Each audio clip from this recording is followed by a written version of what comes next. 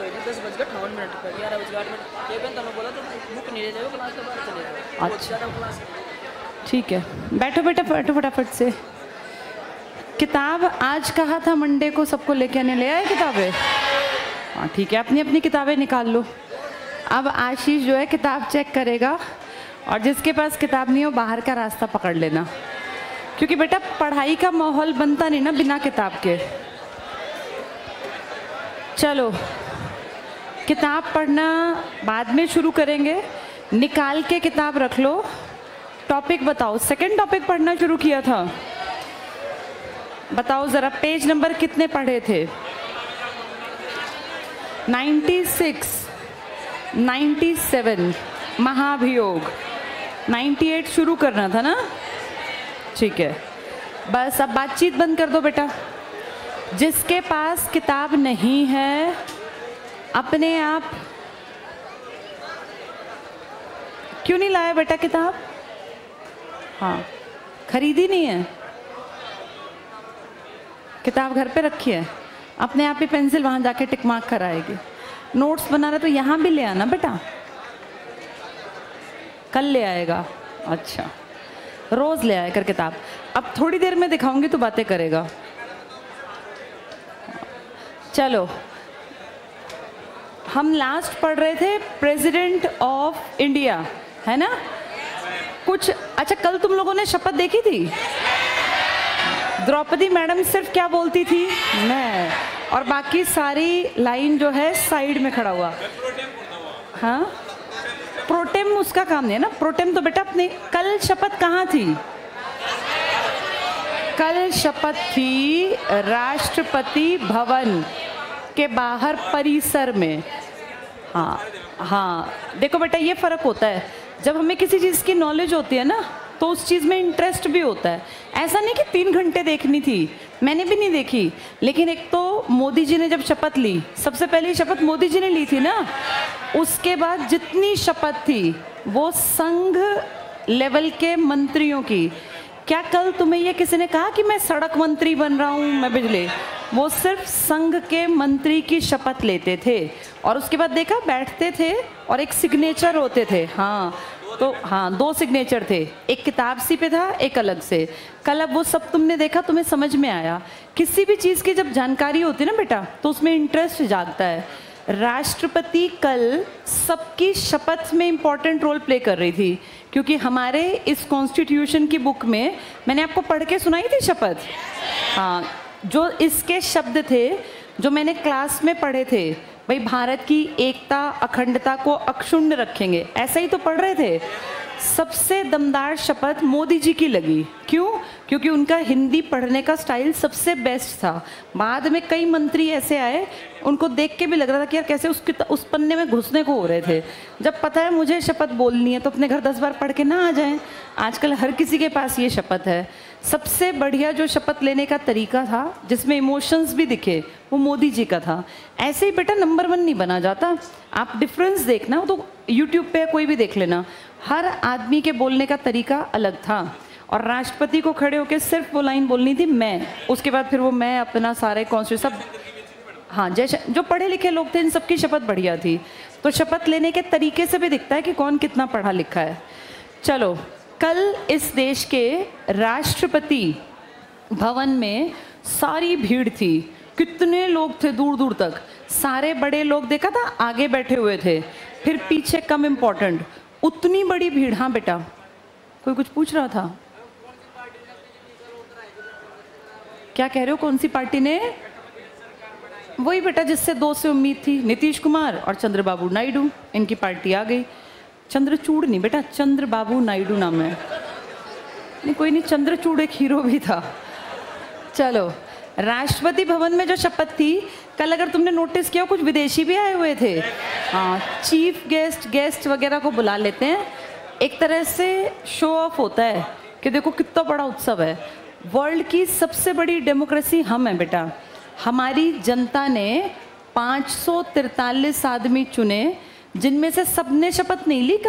कल तो सिर्फ लिमिटेड लोगों ने शपथ ली है, पीएम प्लस मंत्रियों ने। अभी टोटल मिला के तो 80 लोग होंगे, बाकी जो बच गए वो सब भी शपथ लेंगे, वो सब शपथ ले लेंगे 1-2 दिन के अंदर। जो तुम प्रोटेम की बात कर रहे हो ना, अब प्रोटेम का काम होगा, क्योंकि अब ये सब लोग जाके कहाँ बैठेंगे? लोकसभा। ये कल कहाँ थे सारे? राष्ट्रपति भवन में। राष्ट्रपति भवन जो है ना, खुला प्रांगण था और वहाँ सब हजारों कुर्सियाँ डली हुई थी। पीछे राष्ट्रपति के देखो घर पे कितनी सुंदर लाइट्स थी, कभी कभी तिरंगे की लाइट्स आ रही थी, बहुत सुंदर था देखने में। ये सब लोकसभा में नहीं हो रहा था, ये सब हुआ राष्ट्रपति भवन के बाहर परिसर में, क्योंकि कल शपथ किसने दिलवाई है? राष्ट्रपति। बस कल का काम पूरा। अब एक आधे दिन के अंदर लोकसभा में ये सारे जाएंगे और मान लो हम हैं तो सबसे बड़ी उम्र का जो 543 में से है वो सामने आ जाएगा स्टेज पर, जो उसका बड़ा वो है पोडियम टाइप का, और फिर वो सबको कहेगा आप सब खड़े हो, सब लोग खड़े होके एक शपथ लेंगे। वो शपथ भी इस किताब में ही है। वो सबको शपथ दिलाएगा कि भाई हम सब लोग क्या बनकर आए हैं? MP, member of parliament. इन्हीं को कहते हैं बेटा सांसद हिंदी में। और इन सब में कहीं एक खड़ा होगा जो 2-4 दिन बाद ही फिर पूछा जाएगा, जो पार्टी जीत कर आई है। जैसे अब कौन है हमारे देश में मेन? बीजेपी ना। बीजेपी डिसाइड करेगी, लेकिन इस बार बीजेपी की अकेले की मर्जी नहीं चलेगी। बीजेपी चंद्रबाबू नायडू जी से, नीतीश कुमार से और भी अदर्स में 24 भी तो हैं, उन सब से डिस्कस करेगी कि इस बार हम किसको लोकसभा का अध्यक्ष बनाएं। जैसे पिछली बार थे ओम बिरला, वो बीजेपी के थे, लेकिन क्या पता इस बार लोकसभा अध्यक्ष किसी और पार्टी का बन जाए। सबसे पूछ के तब लोकसभा का अध्यक्ष बनेगा। तब तक काम करेगा बुजुर्ग आदमी। वो बुजुर्ग आदमी ही क्या कहलाएगा? Pro tem speaker. स्पीकर बेटा राष्ट्रपति भवन में इंपॉर्टेंट नहीं है, स्पीकर इंपॉर्टेंट है अपने हॉल में। कौन से हॉल में? किसका हॉल है वो? लोकसभा। कल लोकसभा में नहीं था कामकाज, कल था राष्ट्रपति भवन में, इसलिए सारा काम किसने किया? अब कुछ दिन बाद पता है क्या होगा? जब सब लोग इकट्ठे होकर प्रोटेम वगैरह, फिर वहां पर बेटा एक मीटिंग होगी जिसमें राष्ट्रपति महोदया जाएंगी, लोकसभा राज्यसभा, फिर वहां ये एक भाषण देंगी। उसको तैयार करेगा काउंसिल ऑफ मिनिस्टर्स और उससे कहेंगे राष्ट्रपति का अभिभाषण। फिर ये बीजेपी वाले उसके लिए क्या करेंगे? हाँ, उसका धन्यवाद प्रस्ताव लाएंगे। धन्यवाद प्रस्ताव पे कितने सिग्नेचर? 232 पार हो गया। अब बीजेपी 5 साल तक के लिए आ गई। अगर बीजेपी समझदार होगी तो गठबंधन को चला लेगी, अगर वो दोनों चालाकी दिखाएंगे तो फिर ये गठबंधन टूट जाएगा। मैंने आपको बताया था 6 तारीख की शाम में भी गड़बड़ होने के आसार हुए थे कि नीतीश कुमार, एक्चुअली बेटा इन दोनों की शर्तें जो हैं वो ये थी कि हमारा डेवलपमेंट हो।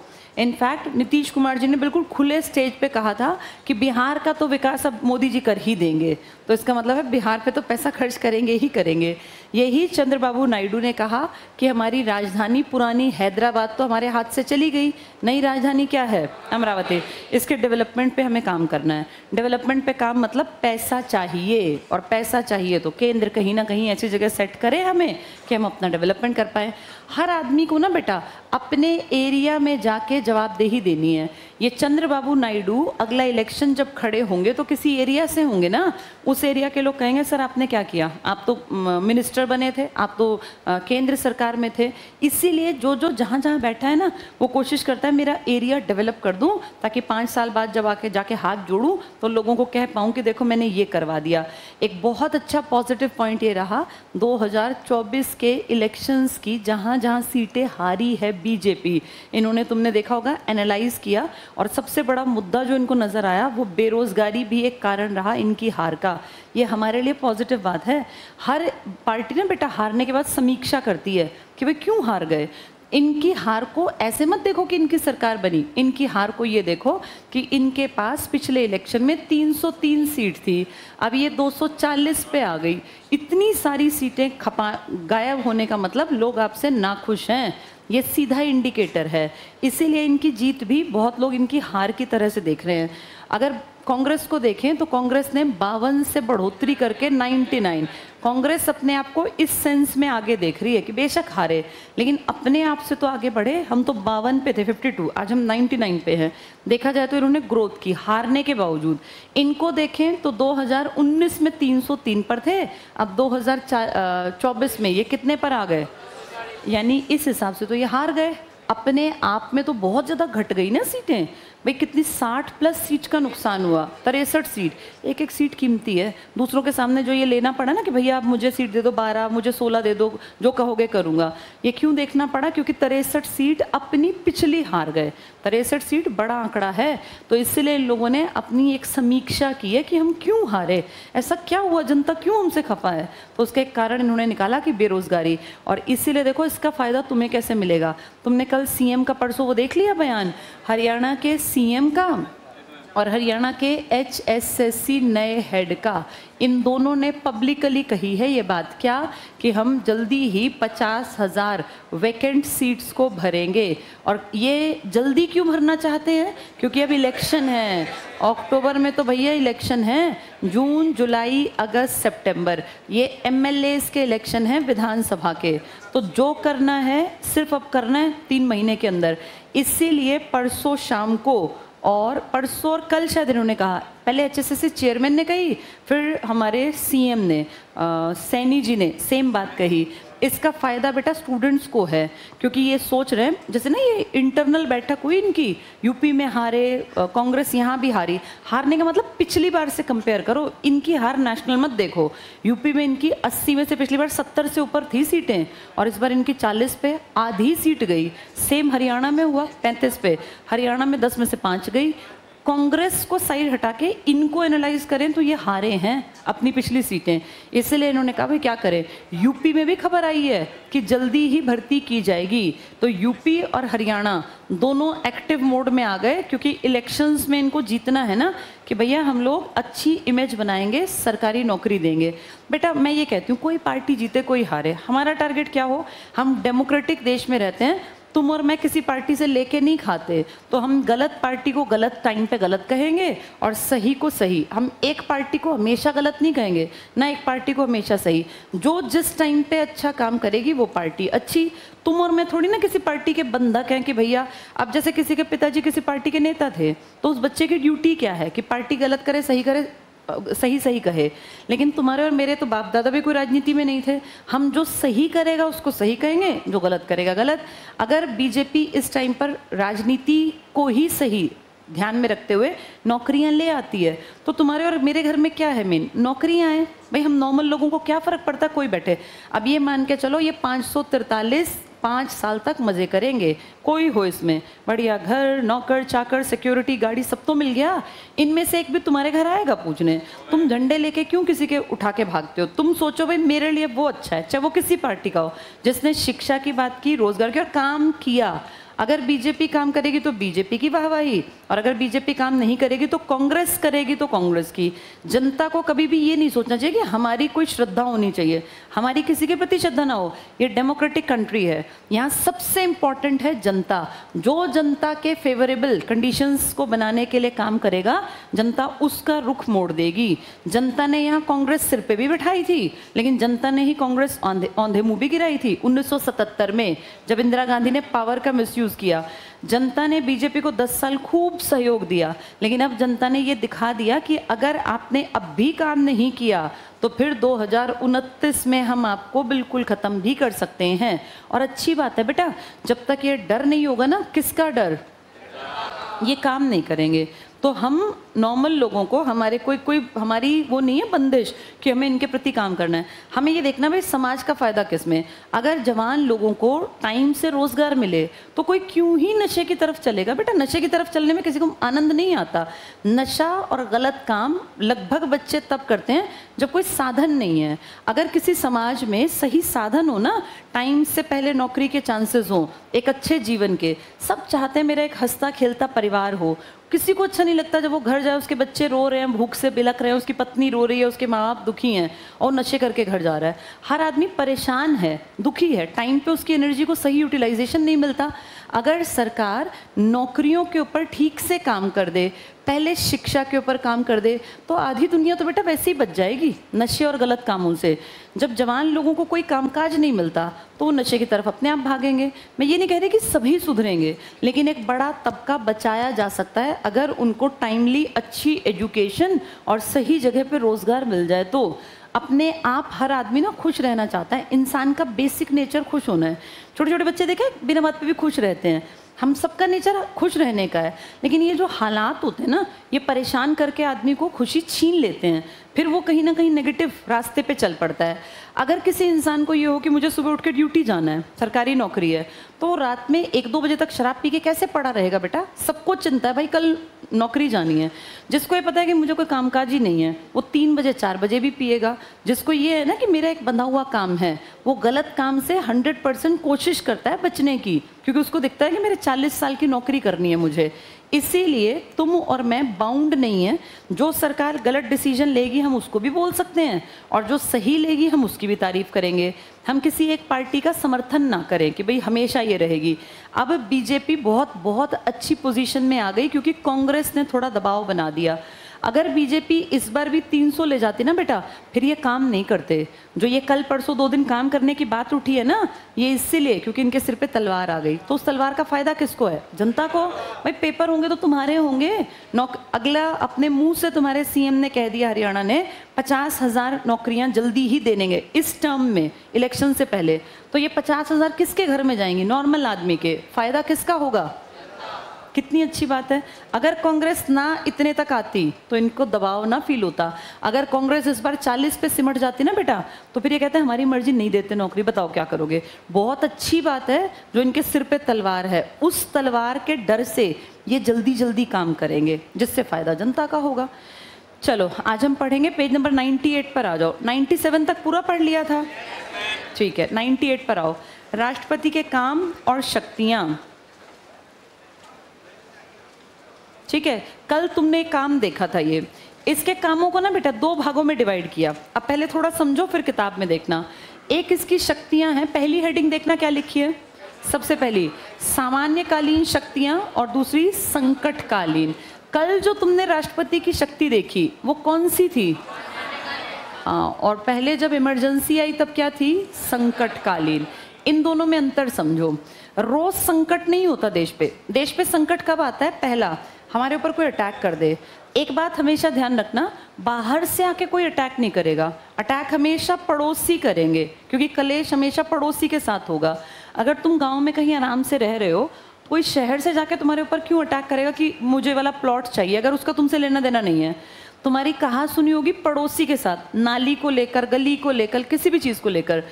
ये जो संकट काल है ना, ये जनरली तब होता है जब हमारी और चाइना की, हमारी और पाकिस्तान की, हमारी और बांग्लादेश या किसी की लड़ाई हो, या फिर देश में या तो एक्सटर्नल प्रॉब्लम हो बाहर से या इंटरनल।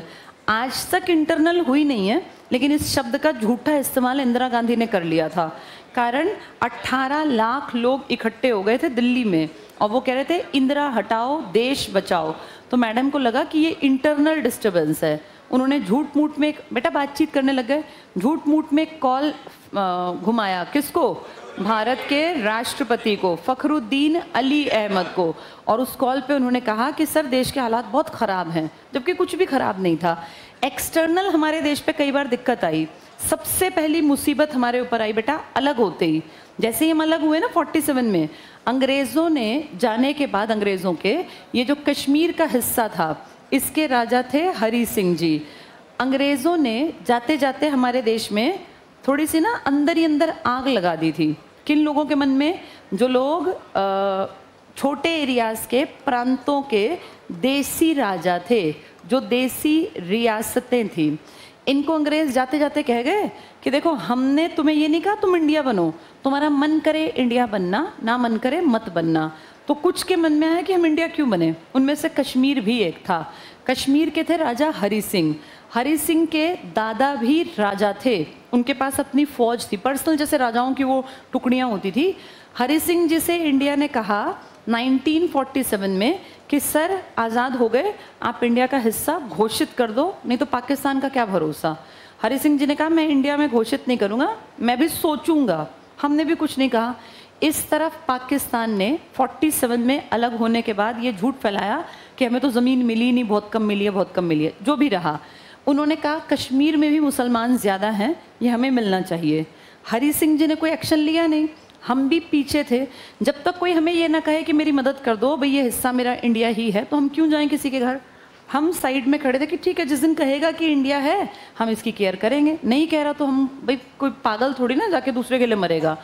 हरी सिंह जी ने कुछ कहा नहीं। पाकिस्तान ने 47 में सितंबर में, अगस्त में अलग हुए थे 15 को, सितंबर में इस एरिया में अपनी फौज उतारनी स्टार्ट कर दी। हरी सिंह जी ने अपनी फौज भेजी कि जाओ लड़ो, इनसे भगा दो इनको। वो गए तो वहाँ देखा तो पाकिस्तान के पास तो भैया टैंक भी हैं, क्योंकि वो तो एक देश है, उसकी फौज का साइज़ बड़ा है। हरी सिंह की फौज वो घोड़ियों, उस पर चलने वाली घोड़ों पे और सिपाही और ये, तो इसके फौज कमज़ोर पड़ गई। इसके पास वैसे टैंक वैंक भी नहीं थे, क्योंकि नॉर्मल सा प्रांत तो था। तो पाकिस्तान इस पे हावी हुआ और इसके हिस्से छीन लिए, इसके सामने से इसकी प्रॉपर्टी चली गई।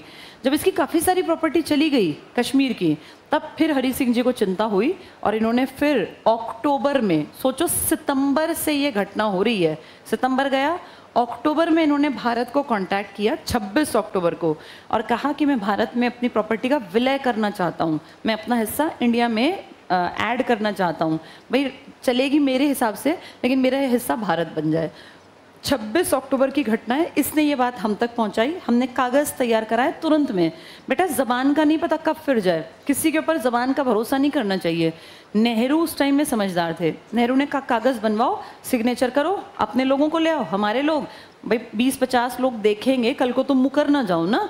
कागज़ तैयार हुए। अगले दिन 27 अक्टूबर कागज़ों पे हमारे नेहरू प्लस बहुत सारे लोग और उनकी तरफ से हरी सिंह जी प्लस उनके बहुत सारे लोग, कल को कोई ये ना कहे, फोटो वोटो भी खींचे, वीडियोग्राफी जो भी हो सकता था, कि कल को हमारे ऊपर ब्लेम ना आए कि इंडिया ने ज़बरदस्ती कब्जा कर लिया। किसी का भरोसा नहीं बेटा, कौन कब क्या कह देगा। हरी सिंह जी वहाँ प्रेजेंट थे, इन्होंने सिग्नेचर किए। जैसे ही सिग्नेचर हुए दोपहर के टाइम, शाम को भारत ने कह दिया, जो सबसे यहाँ साथ टच था इसके, पंजाब, कि तुम लोग जाओ और संभालो। पंजाब से हमारी रेजिमेंट तुरंत उठी, 1 घंटे 1.5 घंटे का सफ़र था, तुरंत पहुँच गई यहाँ। यहाँ जाके देखा तो बहुत हद तक का हिस्सा जो था हमारा, लेकिन अब पाकिस्तान के कब्ज़े में था। इन्होंने मैसेज किया कि सर ऐसे ऐसे ऊपर की पूरी बेल्ट तो बैठ गए ये आके, और अब ये हटेंगे भी नहीं। भाई ऊपर पहाड़ पे जो आदमी बैठा है और नीचे जो खड़ा है, किसकी पोजीशन स्ट्रांग है?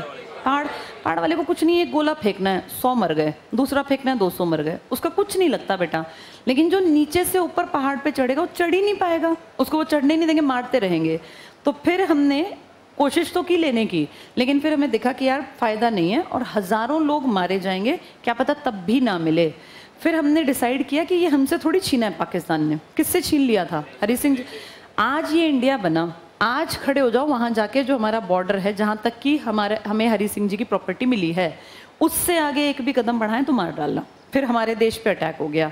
उस दिन के बाद से बेटा हम जहाँ खड़े थे वहाँ हम खड़े हैं। हमने अपने 27 अक्टूबर के बाद 1 गज ज़मीन, एक जो पैर बराबर ज़मीन भी उनको दी नहीं है। लेकिन ये भी सच बात है कि उनसे वो ज़मीन हम छीन भी नहीं पाए जो उन्होंने किससे छीन ली थी। फिर बाद में डिस्प्यूटेड लैंड को हमने नाम दे दिया POK, पाक ऑक्यूपाइड कश्मीर। तो ऐसे हमारे ऊपर सबसे पहला जो आक्रमण, उसको अपना मान लो या हरी सिंह जी का, वो पाकिस्तान ने किया। इसको हम एज सच इंडिया के नज़र से देखते नहीं, क्योंकि इंडिया पे उसने अटैक किया भी नहीं था। उसकी हिम्मत इतनी क्यों बढ़ी? क्योंकि यहाँ का राजा एक था, हरी सिंह जी। कोई नहीं, 1947-48 छोड़ो इसको, 1950 आते आते हमारा देश क्या बन गया? रिपब्लिक। हमने ये भारी भरकम किताब फॉलो करनी स्टार्ट की। कौन सी किताब? संविधान।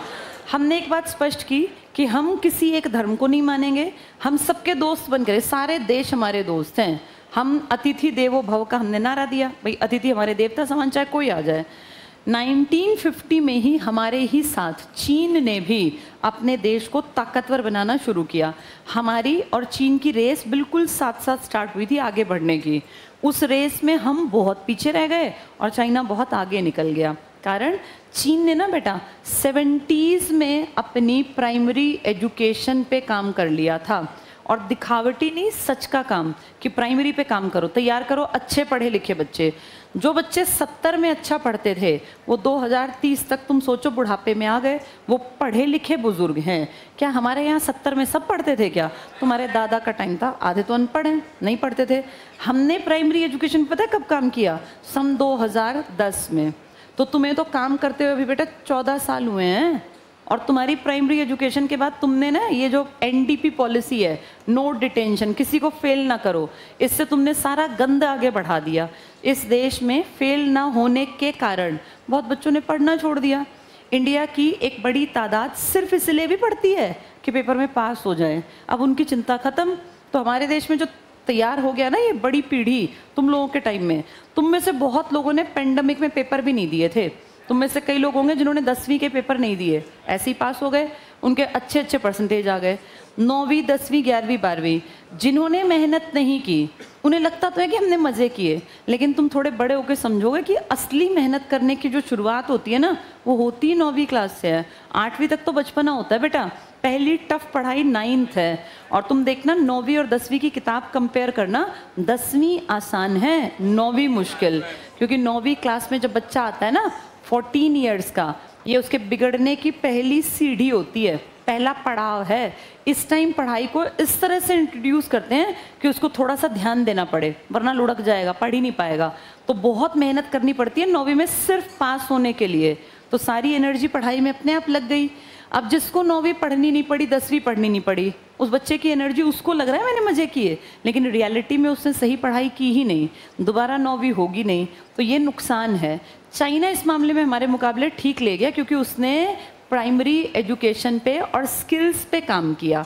वापस आते हैं 1950 में जब हम रिपब्लिक बने, इसके बाद बेटा पड़ोसी चीन ने ना अपनी टेरिटरी बढ़ाई थी। इसने तिब्बत पे कंट्रोल करने के लिए उसके यहाँ पे घुसपैठ शुरू की। तिब्बत पहले एक अपने आप को देश की तरह चाहता था कि मैं एक देश बन के रहूँ। आज तिब्बत किसकी टेरिटरी कहलाता है? चाइना की। तिब्बत ऐसे ही मान लो जैसे छोटा सा भूटान, भूटान भी तो एक देश है। कोई पूछे भूटान क्या है तो भूटान एक देश है। नेपाल क्या है? एक देश है, छोटे छोटे हैं। तिब्बत चाहता था मैं भी देश की तरह रहूँ। ज़्यादातर लोग यहाँ ना बेटा बुद्धिस्ट थे, महात्मा जो बुद्ध थे, बौद्ध धर्म के फॉलोअर्स हैं। शांति की बात करता है बौद्ध। कितनी अजीब बात है, चाइनीज़ भी बुद्धिस्ट हैं। चाइना का बड़ा हिस्सा बुद्धिज्म को फॉलो करता है, लेकिन वो एक मामले में थोड़े अलग हैं। मारकाट में वो बुद्धिज्म की बात नहीं करते और कहते हैं अपना हिस्सा बढ़ाओ, टेरिटरी बढ़ाओ। तो तिब्बत के जो चाइनीज़ मोंक वगैरह थे, साधु और ये महात्मा वगैरह, इन सब ने कहा कि अगर चीन ने हमारे ऊपर कब्जा कर लिया ना, तो चीन का सोच विचार बिल्कुल अलग है, ये हमारे लिए सेफ नहीं है। यहाँ की जनता भड़क गई कि चीन ऐसे कैसे आ जाएगा हमारे देश में, हम अलग हैं, ये अलग हैं। तो तिब्बत की जनता को जो एक गाइड कर रहा था, वो एक बड़ी पोस्ट पे बैठा आदमी था जिसका नाम था दलाई लामा। दलाई लामा बेसिकली एक पोस्ट है बेटा। दलाई लामा को चीन ने ऑर्डर कर दिया कि इसको जान से मार दो। अब उसको मारने के लिए लोग आए तो वो पहले ही वहाँ से भाग आया हमारे देश में। और हमारे देश में पता है किस रूट से आए? जो हमारा नॉर्थ ईस्ट का रूट है, जिसको आज तुम अरुणाचल प्रदेश कहते हो। तिब्बत से चलते चलते चलते चलते यहाँ से एंट्री हुई। किसी देश में जाने से पहले वहाँ के हेड से भी परमिशन लेनी पड़ती है, वरना घुसपैठ या जेल में बैठा देंगे। इन्होंने हमसे पूछा, ये घटना है 1959 की। तब हमारे देश के हेड थे पंडित नेहरू, कि भाई मैं ऐसे ऐसे परेशान हूँ और मुझे जो है शरण चाहिए, राजकीय संरक्षण आपके देश का। नेहरू ने कहा ठीक है, हमारे लिए अतिथि देवो भव, आप हमारे अतिथि आइए। नेहरू ने इनकी एंट्री करा ली। इस बात से चीन चिढ़ गया और चीन ने कहा कि मेरे दुश्मन को तुमने अपने घर में रख लिया, इसका मतलब तुमने मुझे चैलेंज कर दिया कि तुम मुझसे दुश्मनी निभाओगे। तब तो चीन ने कुछ नहीं किया, लेकिन 3 साल बाद चीन ने नेफा में, नॉर्थ ईस्ट फ्रंटियर एजेंसी इसका नाम था तब, यहाँ अपनी फ़ौज भेज दी और इसके हिस्से पे कब्जा कर लिया कि तुमने तिब्बत को मेरे हाथ से बचाने की कोशिश की तो तुम्हारा हिस्सा मैं, ये वाला हिस्सा मैं ले लूँगा। यहाँ पे बेटा 1 महीने में हमारी हालत खस्ता हो गई, ये सच बात है। चाइना के सामने हम कमज़ोर पड़े, हमने विदेश से मदद मांगी, हमने अमेरिका प्लस ब्रिटेन को कहा हमारी मदद कर दो। अमेरिका ने कहा ठीक है मैं जहाज़ भेज रहा हूँ। 1 महीने बाद पूरे वर्ल्ड में हो गया कि भैया बड़ी लड़ाई होने वाली है, क्योंकि चीन को टक्कर भारत तो नहीं दे पाया, लेकिन भारत के बिहाफ पे कौन आ रहा है? अमेरिका। इस बात से चीन ने फील किया कि बिना बात मेरे सिर पे एक बोझ आ जाएगा और मान लो मैं इंडिया का एक हिस्सा छीन भी लूँगा तो मेरी पढ़ाई लिखाई सब छूट जाएगी। इससे बढ़िया छोड़ो इंडिया का हिस्सा, अपनी प्रॉपर्टी बढ़ाता हूँ, अपना काम करता हूँ। तो चीन ने अपनी फ़ौज यहाँ से वापस बुला ली और चीन अपने डेवलपमेंट पे लग गया। अमेरिका को खबर मिली कि अरे चीन तो हट गया, तो अमेरिका ने कहा फिर हमें क्या ज़रूरत है। इस टाइम पे जब ये मुसीबत आई थी ना, तब पहली बार हमने बड़े लेवल पे ऐसे विदेशी आक्रमण का सामना किया।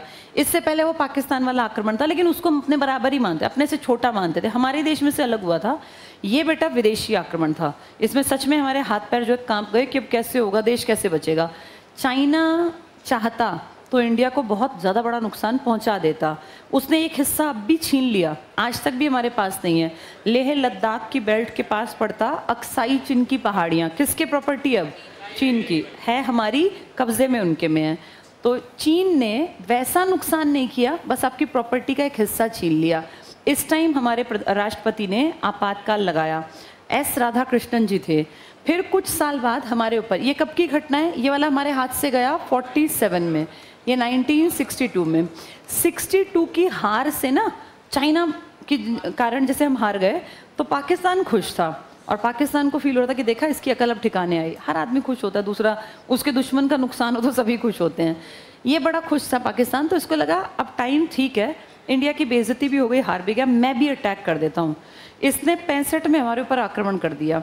लेकिन पता है क्या होता है, जो ताकतवर है, मान लो एक ताकतवर और एक ज़्यादा ताकतवर लड़े, ज़्यादा वाला जीत गया, ताकतवर हार गया। लेकिन कोई छोटा सा जिसमें ताकत ना हो सोचे इस ताकतवर की अब तो बेइज्जती हो गई, मैं भी एक थप्पड़ मार ही लेता हूँ, तो फिर वो सारा गुस्सा जो है किस पे निकलेगा, उस पे ना, कमज़ोर पे। ये पाकिस्तान के साथ हुआ। 65 में पाकिस्तान ने हमारे ऊपर अटैक कर दिया। वो गुस्सा तो था चीन की हार का 62 वाला, लेकिन वो निकला पाकिस्तान पे। और इस टाइम पे हमारे पीएम थे लाल बहादुर शास्त्री जी। शास्त्री जी ने ऑर्डर ये किया, सेना को कहा जहाँ चाहिए जो छूट चाहिए मेरी तरफ से, हाँ बिल्कुल पीछे नहीं हटना, और जहाँ जो स्टेप लेना हो अपनी खुद की तुम्हारी मर्जी, ये मत सोचना कि पीएम क्या कहेगा। इतनी आज़ादी मिलते ही हमारी फ़ौज आगे बढ़ गई और पाकिस्तान के इम्पॉर्टेंट शहरों पर हमारी सेना का कब्ज़ा हो गया। किसी देश के शहरों पे कब्ज़ा होना बहुत बड़ी बात होती है। इन्होंने पीओके लिया था ना, पीओके तो एक राजा की प्रॉपर्टी थी, अब हमने एक देश के शहरों पे कब्ज़ा कर लिया। इस बात से किसको चिंता होगी, पाकिस्तान तुरंत पहुंचा अमेरिका के पास। याद करो हम भी अमेरिका के पास गए थे जब किसने अटैक किया था। इसका मतलब जब कोई ताकतवर अटैक करता है तो कमज़ोर तुरंत भागता है इसके पास, अमेरिका। पाकिस्तान ने इसको कहा आप डराओ, जैसे भी धमकाओ, इसको ठीक करो, इसको हटवाओ। अमेरिका ने हमें डराया और अमेरिका ने कहा कि तुम्हारा जो पेट भरता है तुम भूखे मर जाओगे, ये युद्ध बंद कर दो। ये हमें गेहूँ भेजा करता था। इस टाइम तक मैंने आपको बताया था हम लोग गेहूं में इतनी पैदावार नहीं थी कि पेट भरता। बाजरा पैदा करते थे, चने, जौ, गेहूं नहीं। तो इस गेहूं के लिए हम किसके ऊपर डिपेंड थे, अमेरिका। अमेरिका ने हमें यही धौंस दिखाई कि गेहूं की खेप रोक देंगे, भूखे मरोगे, ये फौज वापस बुला लो। शास्त्री जी इस बात से चिढ़ गए। फिर शास्त्री जी ने मदद भी नहीं मांगी थी। 62 में शास्त्री जी नहीं थे जब हमने मदद मांगी। मदद किसने मांगी थी, नेहरू ने। बेटा जो मदद मांग लेता है ना वो अपने आप ही थोड़ा सा ना यूँ फील करता है कि यार इसके सामने क्या ही मैं बोलूँ। अब तुम्हारी कोई मदद कर दे तो तुम उसको उल्टा नहीं बोल पाओगे ना। इन्होंने तो कोई मदद नहीं मांग रखी, जिसने मदद मांगी वो तो मर गया। नेहरू तो 64 में चले गए, अब कैसी शर्म। अब खुल के शास्त्री जी ने कहा आप कल बंद करोगे खेप, आज कर दो, हमें नहीं चाहिए। यानी अमेरिका से सीधे खुल के किसने बात की, शास्त्री जी ने। और शास्त्री जी के ताव देख के अमेरिका थोड़ा पीछे हट गया और उसने पाकिस्तान को कहा भाई मेरे बस की ना तुम लोगों का रोज का कलेश, अपना खुद निपटो। तो उसने कहा मैं कहाँ जाऊँ। इसको दूसरी ताकत दिखाई दी, यूएसएसआर।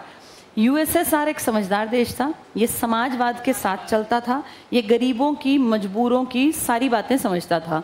इसने कभी धौंस नहीं दिखाई और इसने बहुत तमीज़ से शास्त्री जी को मैसेज भेजा कि सर आप समझदार हैं, लड़ाई तो एक न एक दिन रोकनी है, आज नहीं कल, कल नहीं परसों, 2 साल 4 साल, नुकसान दोनों का होगा, लड़ाई रोक दो, जो बातचीत है मेरे यहाँ आ जाओ, आप कहीं नहीं जाना चाहते मत जाओ, मेरे यहाँ आ जाओ, एज गेस्ट मैं आपको बुला रहा हूँ।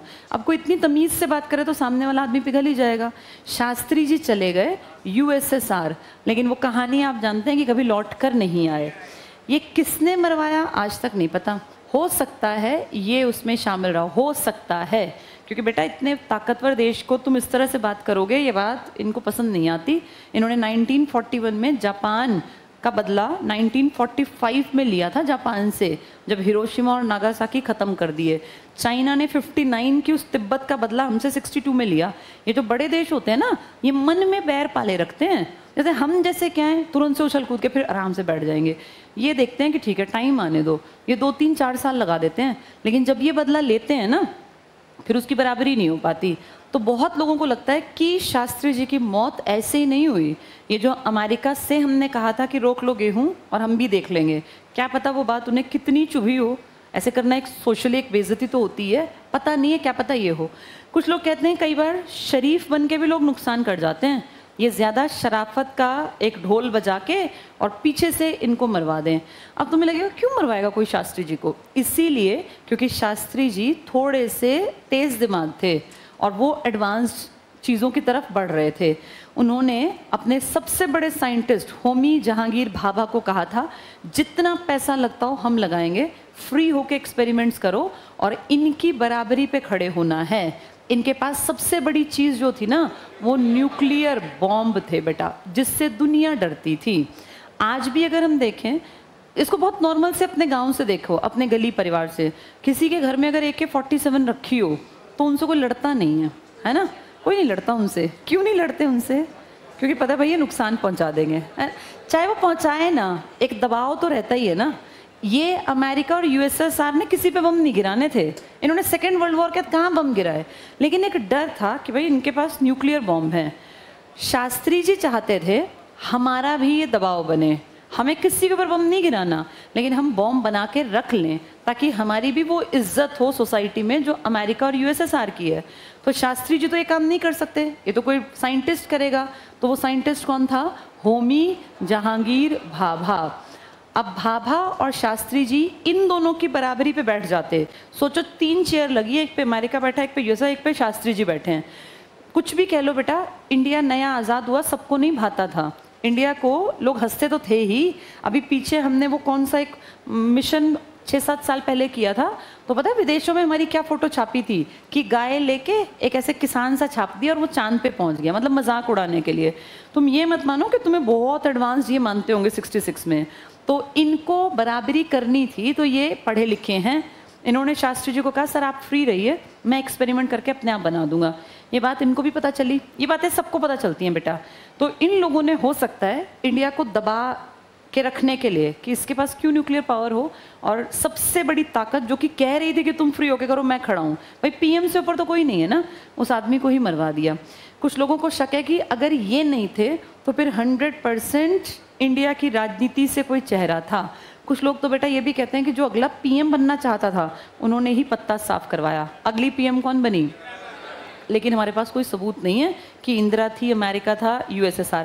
और कई बार ना फ़ायदा ऐसा उठा जाता है जिस पे शक भी ना जाए। पाकिस्तान, क्या पता फ़ायदा उठा गया हो कि भाई मेरा तो कोई नाम लेगा नहीं, मैं ही मरवा दूँ, ऐसा कर सकते हैं, ये पता नहीं चलता।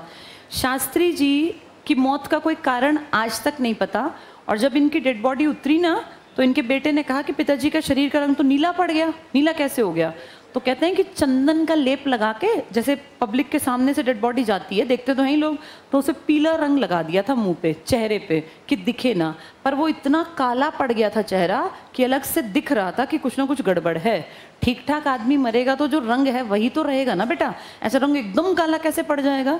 इनकी मौत आज भी रहस्यमयी मौत है। इस टाइम पर 65 में देश के हालात खराब थे, लेकिन हमने आपातकाल नहीं लगाया, क्योंकि हमने 62 का आपातकाल हटाया ही नहीं था। हमें लग रहा था गड़बड़ होगी, हमने आपातकाल लगा के रखा। ये आपातकाल चलता जा रहा था। फिर 1972 में हमारी, 71 में बल्कि, हमारी और पाकिस्तान की फिर से कलेश शुरू हो गया। अब PM फिर बदल गया। 62 में PM कौन थे? नेहरू। 65 में PM थे शास्त्री। अब है इंदिरा गांधी।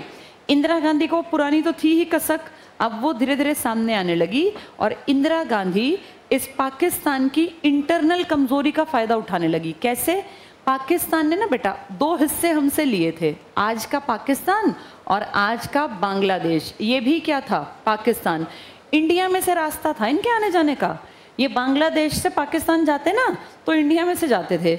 हमारे कोई कलह कलेश बहुत ज़्यादा नहीं थे, थी लड़ाइयाँ, लेकिन हमारे शादी ब्याह रिश्तेदारी सब चल रहे थे। हमारे बहुत सारे लोगों के रिश्ते पाकिस्तान में होते थे, अलग होने के बावजूद भी। ये तो 71 के युद्ध के बाद इतना कलेश मचा, अब रोक दिया, अब नहीं होते ऐसे रिश्ते। लेकिन एक ज़माने में बांग्लादेश से किसी को पाकिस्तान जाना है तो पूरा इंडिया होते हुए जाएगा, ऐसे कनेक्टिविटी थी। 71 में ऐसा कहते हैं बहुत लोग कि इंदिरा गांधी ने इन लोगों को उकसाना शुरू किया। पता नहीं सच है कि झूठे, लेकिन कहते हैं कि भारत ने इनके कान भरने शुरू किए। हुआ क्या था बेटा, तुम पीछे वाले ध्यान नहीं तुम्हारा ना, ये लिखी बातें, अब इनको नहीं सुनोगे आगे पूरी पॉलिटिकल साइंस समझ नहीं आएगी। पाकिस्तान के इस हिस्से को कहते थे पूर्वी पाकिस्तान। बहुत पैसा कमाता था ये, कारण यहाँ डेल्टा है। डेल्टा समझते हो? जहाँ नदियाँ मिलती हैं अपने साथ लाए सारे गाद को, रेत को, मिट्टी को इकट्ठा कर देती हैं और फिर बहुत धीरे धीरे पानी आगे बढ़ता है। पानी कम और उनके साथ गाद ज़्यादा। वो जो गाद आती है ना बेटा, वो बहुत उपजाऊ होती है, इसीलिए डेल्टाई इलाका बहुत बढ़िया फसलें पैदा करता है। हमारा पश्चिम बंगाल, वेस्ट बंगाल और ये बांग्लादेश बहुत ज़्यादा जूट, पटसन, चावल, ढेर चीज़ों की खेती, खूब पैसा कमाता था। पैसा कमाता क्योंकि मेन यहाँ बैठते थे पीएम और राष्ट्रपति, सारा पैसा यहाँ चला जाता। ये बड़े चालाक थे, अपनी बहुत बढ़िया बढ़िया रोड्स बनवाई, यूनिवर्सिटीज़ बनवाई, अपना डेवलपमेंट कर लिया। कुछ साल बाद इनको फील होने लगा कि भाई 1947 में आज़ाद हुए थे, 1971 आ गया, कितने साल बीत गए, क्या हमारे यहाँ डेवलपमेंट का पैसा लगाओगे ही नहीं? हम कमा कमा के तुम्हें भर रहे हैं, तुम अपने वहाँ बढ़िया बढ़िया सड़कें, बाजार, मॉल, पता नहीं क्या क्या बना रहे हो। तो ये कहने लगे कि जी हमारा काम आप ठीक नहीं कर रहे हो, एक सरकार हमारे यहाँ भी बनाओ, हमारी सरकार हमारे लिए काम करेगी। तो पाकिस्तान ने फील किया कि नहीं नहीं, ऐसे होता ना भाई, दो दो चूल्हे जलेंगे तो खर्चा ज़्यादा होगा। कहा नहीं नहीं, ऐसे नहीं चलेगा। तो हमने इनको कहा, जैसे हमने भी, आवाजाही तो हमारे यहीं से थी, हमने भी कहा भाई तुम्हारे साथ गलत कर रहे हैं, देखो ये ऐसे ऐसे, तुम तो पैसा कमाते हो। तो फिर इनको फील हुआ कि हाँ, हम लोग जो है हमारे साथ गलत हो रहा है। इन्होंने विद्रोह करना शुरू किया। अब इनका एक लीडर था जिसका नाम था, किसी को नाम पता है उसका? शेख, क्या नाम था उनका?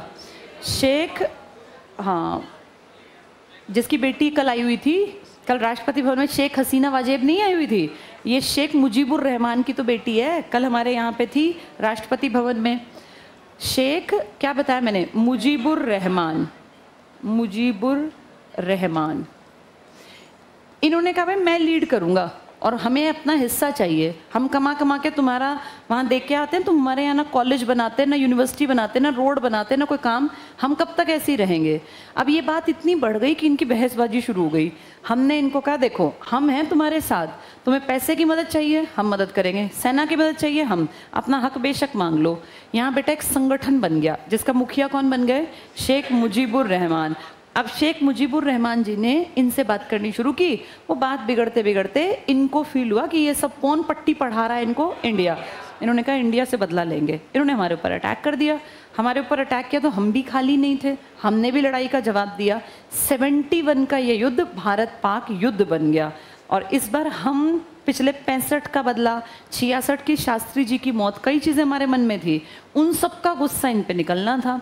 अब कोई बिचौलिया भी नहीं आएगा, क्योंकि बिचौलिया भी कहेंगे तुम्हारा रोज का काम है, रोज ही लड़ते हो। अभी तुम 65-66 में आ रहे थे, 4 साल बाद फिर शुरू हो गए। किसी ने बिचौलिए के रूप में रोल प्ले नहीं किया। अब पाकिस्तान जब हार गया काफ़ी हद तक, तो उसने खुद से कहा कि मुझे इंडिया आना है और मैं बातचीत करना चाहता हूँ। तो फिर हमने कहा कि ठीक है आ जाओ इंडिया। शिमला आया इनका हेड, और वो हेड थे जुल्फ़िकार अली भुट्टो। हमारी इंदिरा गांधी ने उस टाइम पर 71 में जब ये कलेश हुआ, आपातकाल लगा दिया था। दूसरा आपातकाल, युद्ध मैंने 3-4 बता दिया, आपातकाल सिर्फ 2 बताए। हमने 47 में कोई आपातकाल नहीं लगाया। वो प्रॉपर्टी किसकी छीनी थी? हरि सिंह की। हमें तो प्रॉपर्टी मिली 27 अक्टूबर, तब के बाद कोई छीन नहीं पाया। फिर कब लगा था आपातकाल पहला? 62 में। 59 में कौन भाग के आ गया था? दलाई लामा।